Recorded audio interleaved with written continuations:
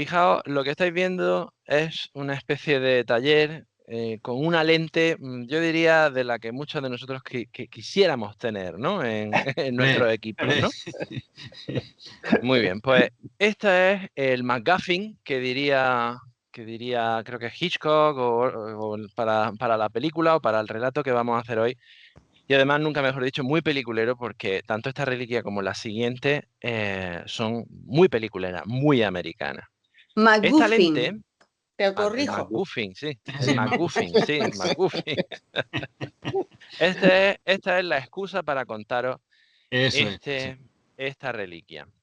Muy bien, pues lo que estáis viendo es una lente de un metro, un centímetro, de 101 centímetros, 101,6 en centímetros, porque son 40 pulgadas, y esta lente es la que da origen a todo.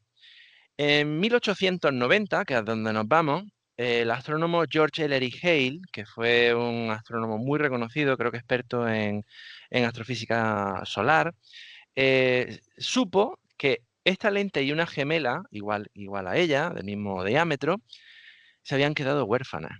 Esta lente se había encargado para una universidad del sur de California y el proyecto se había quedado sin fondos, pero la lente se había construido. La habían construido en Francia, en un taller que la compañía se llama Mantois de París.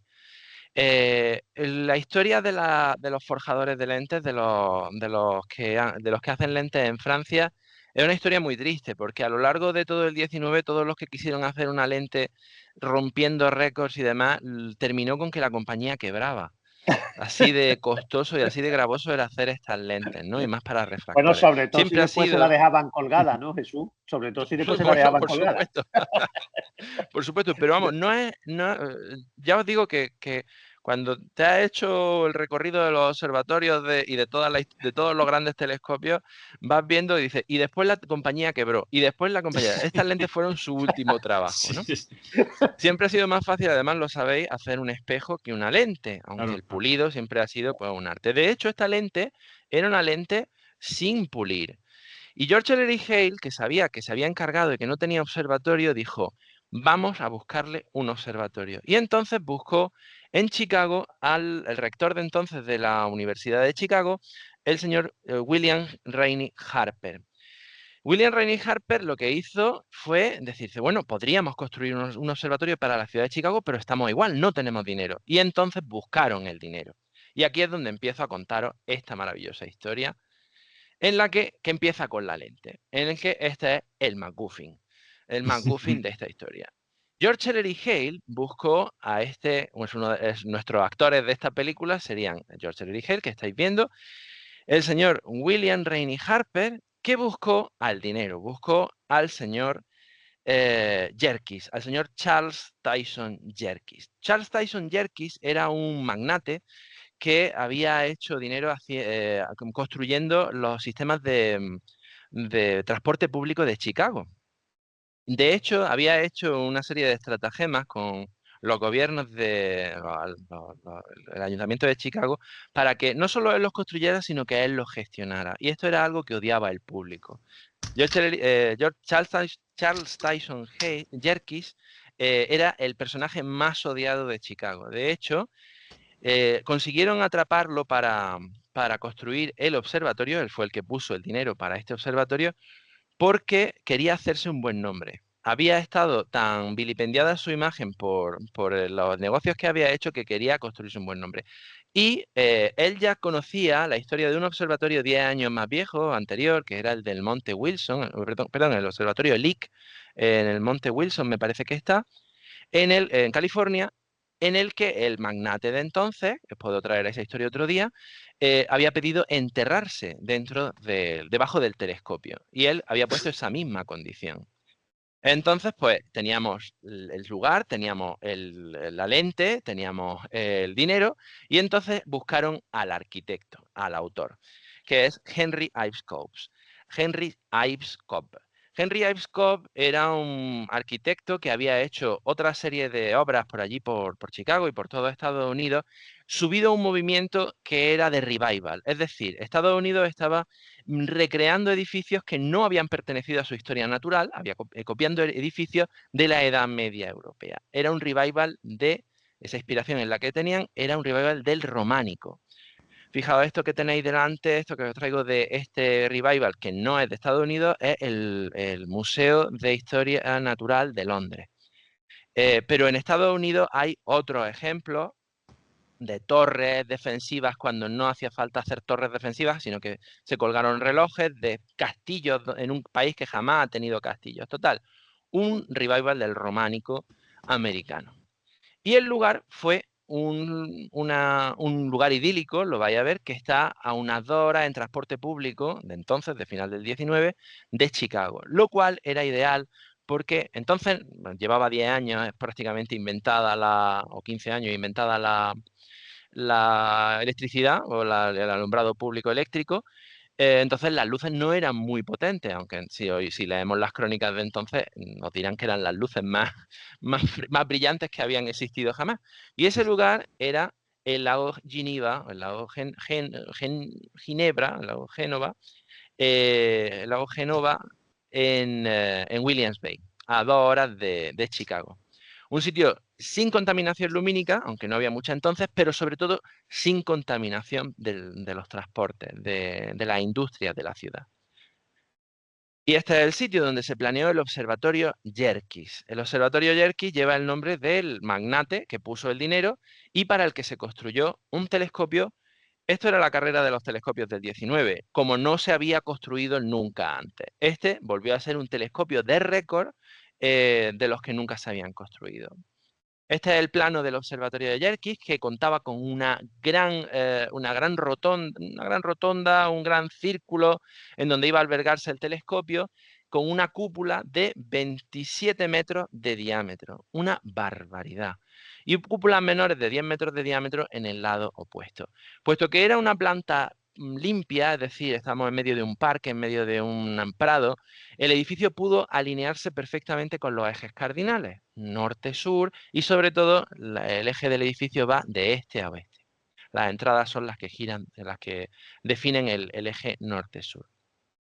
En uno de los extremos, en el extremo este, hay un equipo de un arco meridiano que no le daba sombra a ninguna parte del edificio, puesto que se había orientado de esta forma.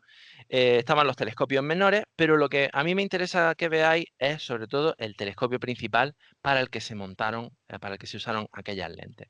El edificio en sí pues tiene laboratorios, despachos. Al fin y al cabo era un edificio de una universidad, de la Universidad de Chicago.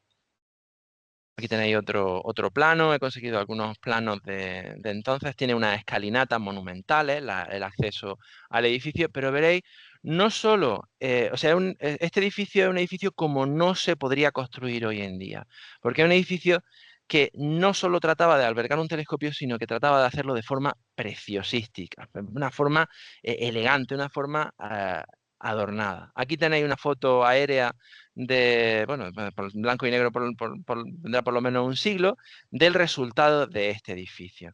La gran cúpula de 27 metros está sostenida por un muro circular que tiene columnas, que tiene cardaduras, que tiene dibujos tallados en terracota, por supuesto, está hecho en cerámica, como no se harían hoy en día. Hoy en día construimos las cosas de otra forma. Aquí veis gente jugando al golf, seguramente pues, a principios del siglo XX, y podéis ver el edificio de fondo.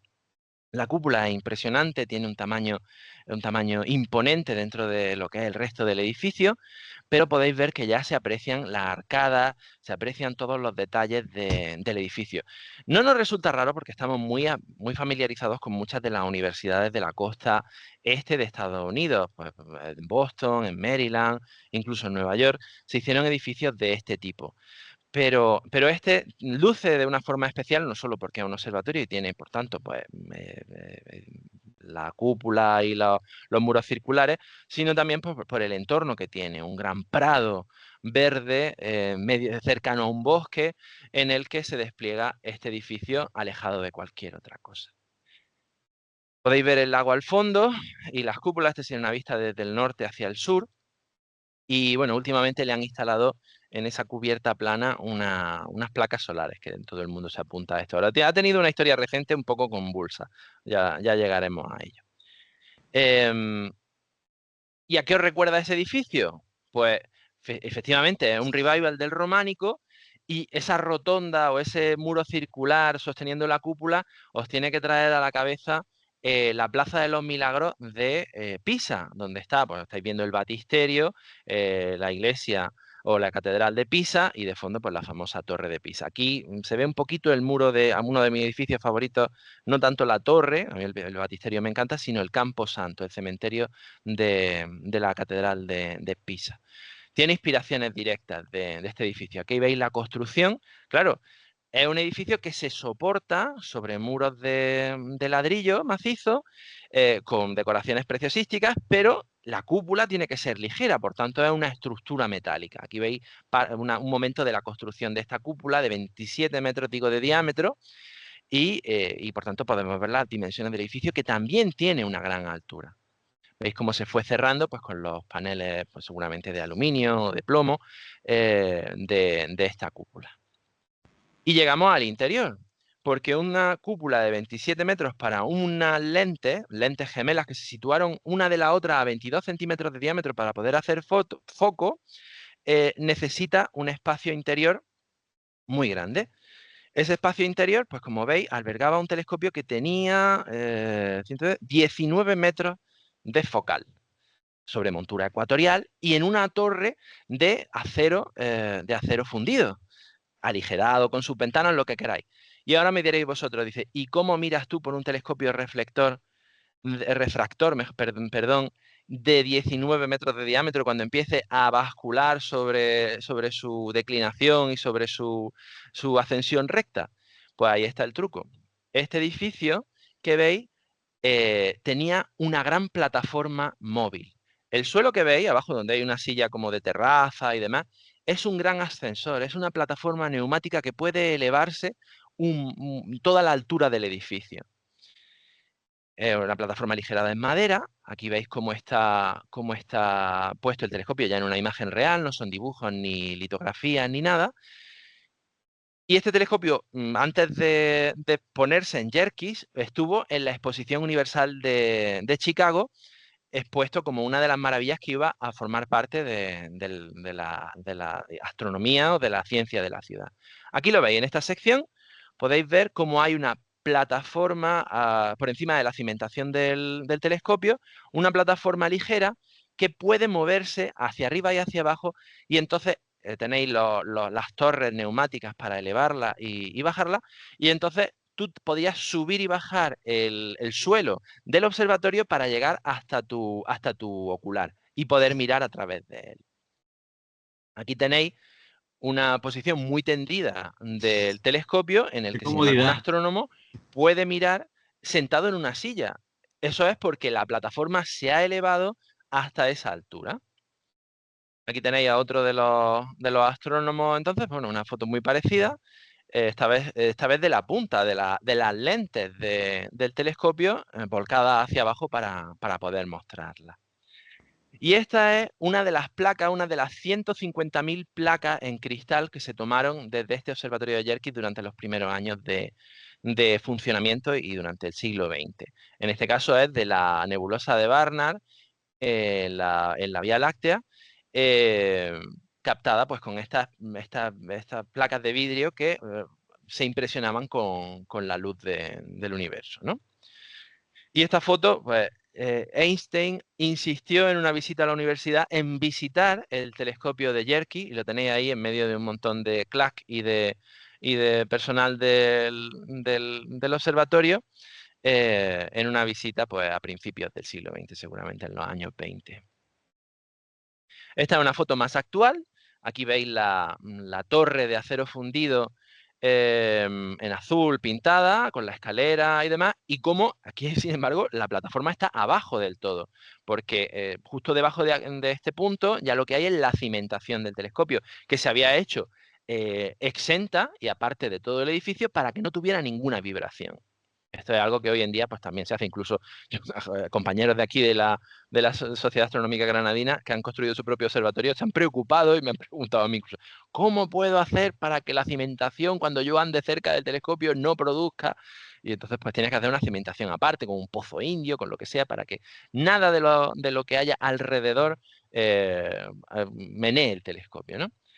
Esta es una foto del telescopio asomando por la ranura de observación, con la Vía Láctea de fondo. Hay que decir que hoy en día, pues bueno, el crecimiento de las ciudades pues, ha producido que Yerkes ya no sea o Williams Bay, mejor dicho, donde está el observatorio de Yerkes, no sea un gran lugar de observación, pero aún así el lugar en el que está situado sigue siendo idílico. Aquí podéis ver que no solo el gran muro circular del observatorio fue algo que se hizo con cierto mimo y cuidado, sino también las entradas principales. Ese orbe que veis en la parte superior no es un orbe cualquiera, está la eclíptica, están las constelaciones zodiacales, y bueno,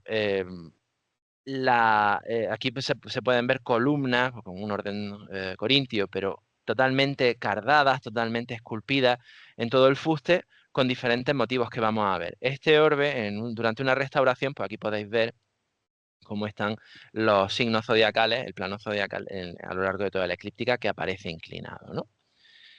Esto pues podría ser perfectamente pues el tímpano de la Catedral de Santiago de Compostela o de Ripoll o de cualquier maravilla románica, ¿no? En este caso no es de esa época, por supuesto, es de finales del 19, casi del 20, principio del 20, tenemos el carro del Sol tirado por 4 caballos y incluso por algunos motivos de mitología romana, ¿no? Aquí lo tenéis más claramente. Helios o Apolo llevando el carro del Sol con sus 4 corceles y unos cuantos querubines, entre ellos seguramente estará Fobos y Deimos, que eran asiduos de la cabalgadura del Sol, en este tímpano esculpido. Y Esta es la rotunda, lo que llaman la rotonda principal.